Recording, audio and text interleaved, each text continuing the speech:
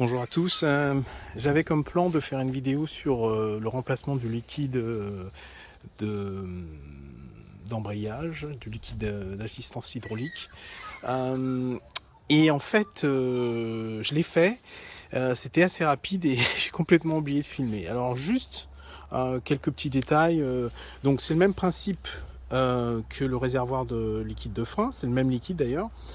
Donc, ce que je conseille de faire avant toute chose, bien couvrir votre réservoir et toutes les parties qui pourraient être endommagées par le liquide si jamais il coulait dessus, quoi. Donc, moi, je pose un sac plastique avec du scotch sur le réservoir et des chiffons en dessous, etc. Tournevis cruciforme. Alors, il y a des discussions là-dessus parce qu'apparemment c'est pas cruciforme, c'est un autre système, c'est en croix, mais c'est pas cruciforme, c'est le système japonais. Si vous avez un tournevis cruciforme, normalement il fonctionne, mais ça s'appelle pas comme ça en fait. C'est un autre type de vis, elles sont quasiment identiques, mais pas exactement. Donc vous pouvez les abîmer avec un tournevis cruciforme s'il n'est pas de la bonne taille, donc vérifiez bien. Donc ce que j'ai fait, c'est que j'ai desserré les deux vis tout d'abord, c'est la première chose que je conseille de faire, parce que si jamais vous flashez, vous enlevez le liquide et vous apercevez que vous n'arrivez pas à ouvrir le réservoir, problème. Donc il vaut mieux déjà essayer de desserrer ces deux vis pour être sûr que vous pourrez remplacer le liquide. Ensuite, c'est le même système que pour le freinage. Sauf que c'est ici, donc ici vous avez la petite tétine où vous allez brancher votre tuyau pour évacuer le liquide d'embrayage. Donc en fait c'est une clé de 8 plates comme pour le frein, pour les étriers de frein, c'est la même chose. Donc vous branchez votre tuyau dessus. Faites attention, c'est très chaud si la moto est chaude, il vaut mieux la laisser refroidir un peu parce que cette partie-là reste très chaude. Donc vous desserrez la vis.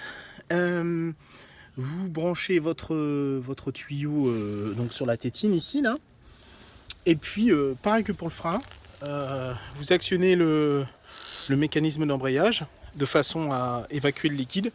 Donc vous pressez, bloquez, desserrez et le liquide sort directement du tuyau.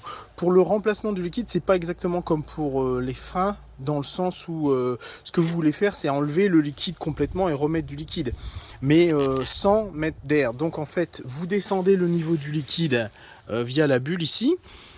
Quand vous allez ouvrir ce capot, vous allez voir que le niveau de liquide il descend bien en dessous cette bulle, mais c'est une sécurité, ça vous donne le niveau réel de liquide au moment où vous le faites.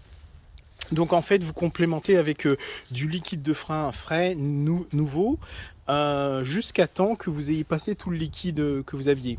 Pour info, sur la mienne, le liquide d'origine était bleu et le liquide de remplacement il est jaune. Je ne sais pas si vous avez toujours le choix de la couleur du liquide, mais si c'est le cas, c'est bien pratique parce que ça vous permet de voir via le tuyau d'évacuation où vous en êtes, si vous avez tout le liquide qui est passé. Donc pour moi c'était bien bleu au départ et c'est devenu de plus en plus clair, vert et puis complètement jaune quand je suis arrivé juste au liquide que je venais de mettre, le liquide frais.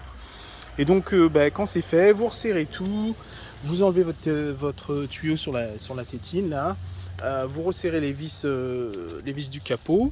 Alors ça, je préconise quand vous l'enlevez de le mettre à un endroit par exemple sur un papier journal, quelque chose comme ça, un carton pour pas tâcher. Mais au moment où vous actionnez l'embrayage, remettez le capot dessus avec un petit chiffon parce que ça a tendance à éclabousser un petit peu, remonter quelques bulles et des gouttelettes peuvent sortir du réservoir et abîmer le reste de la moto. Donc pensez à le remettre au moment où vous actionnez le levier d'embrayage pour faire descendre le liquide. Bon voilà, j'espère que j'ai été assez clair. Si c'est pas le cas, n'hésitez pas à me contacter, je vous expliquerai un peu plus en détail. Voilà, merci, bonne journée.